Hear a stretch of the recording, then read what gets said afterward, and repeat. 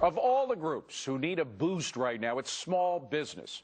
That's really where the innovation comes from in this country and economy, and they are the ones who usually dig us out of recessions. Now, right now, they are getting killed by more regulations, no credit to speak of, and the fear of higher taxes. So how do we empower this group to grow? Let's ask one of the pioneers in internet sales, Overstock.com founder and CEO Patrick Byrne, and it's now OCO.com, and we'll get to that in just a second. No, David, it's O.co. O.co. It's the shortest URL in existence. I think that's the key. It's very easy to get to. All right, but first let's talk about political economy and what's happening in our economy. You've been kind of guarded so far in your comments of President Obama. You wanted to give him his due. Now that you've seen his policies roll out and affect the economy, what do you really think, Mr. Patrick Byrne? What do I think? Well, I think you got to give credit where credit's due. I think on national security and homeland security, this administration's done a fine job.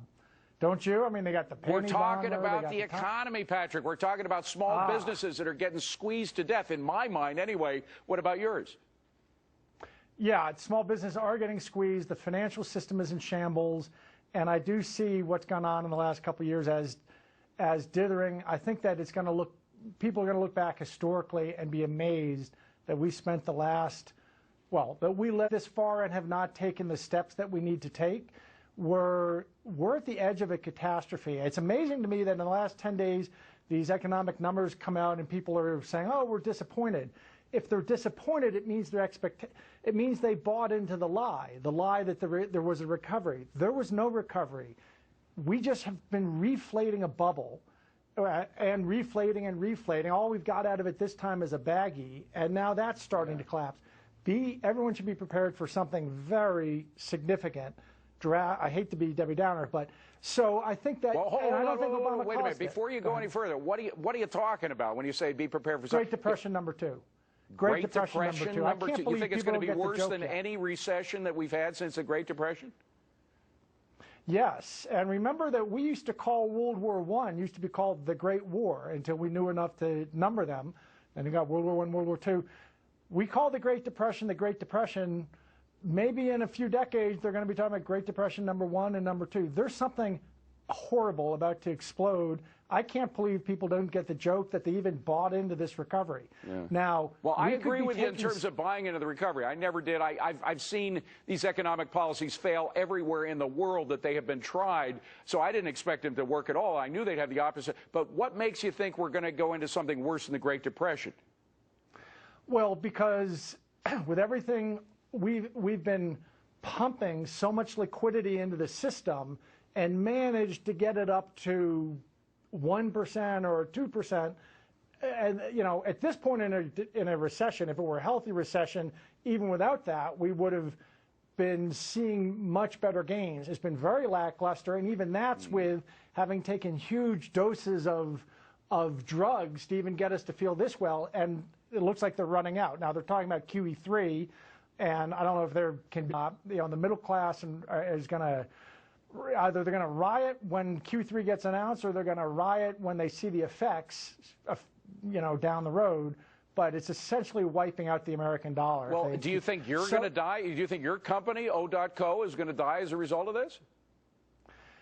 No. Well, you know, I've prepared. I think that there's a big correction coming, much bigger than we went through in 2008. I don't know if it's the Great Depression. Something very bad is coming.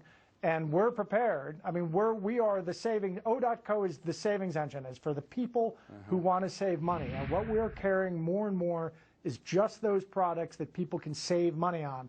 So, you know, the cookie's going to crumble from the outside in, and we've gotten ourselves as close to the center of the cookie as we can. So let me just make this clear. By the way, you are going through this whole renaming thing and putting yourself on Oakland Stadium as naming rights and everything because you think we're going into a great disaster. You're positioning yourself for this disaster that you see coming. Well, that's not what's driving the O.co. We think O.co is a great name, a better name, a standout name, better internationally, better domestically. So we're doing that anyway. It's a separate, I compartmentalize. It's a separate issue. But because of my feelings about the greater economy, yes, we are trying to weatherproof our company as much as we can for the day that comes. Some sobering comments, though, Patrick. I've never heard you this pessimistic about things. Well, I probably just wasn't as explicit enough before. Basically, what has to happen is the whole problem is central banking.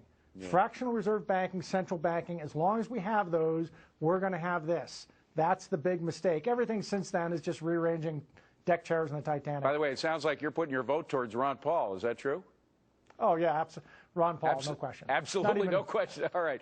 You are so near now. Before I was having a couple of years there where I wasn't exactly sure. Now I know exactly where you stand. Patrick, good to see you again. Thank you for being here. O.co. It's one of the shortest URLs in existence. You go there if you're interested in Overstock.